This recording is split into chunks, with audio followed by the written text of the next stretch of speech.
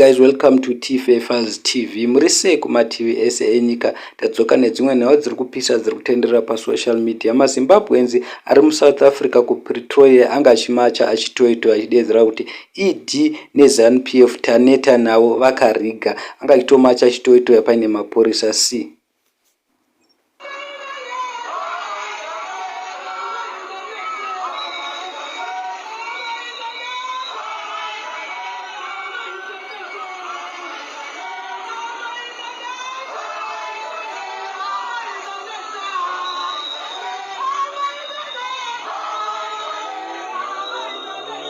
I'm sure guys mazvionerawo mega maZimbabweans ari ku South Africa ku Pretoria ari kudedzera kuti we demand fresh elections.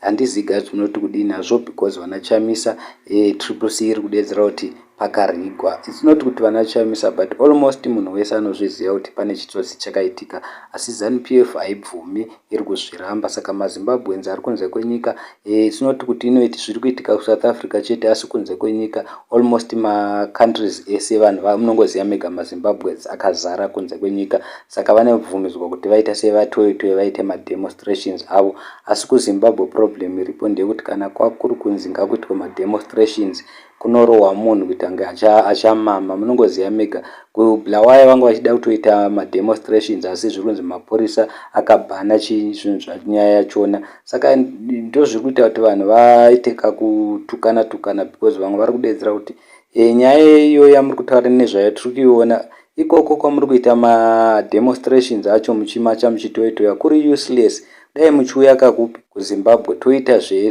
toita tese matoitoing, kana pachifa vanhu pafe vanhu, asi tichiziva kuti zvatiri kuita zvinofamba. Kana muchiita muri kunze kwenyika hapana chinofamba. Thank you so much guys.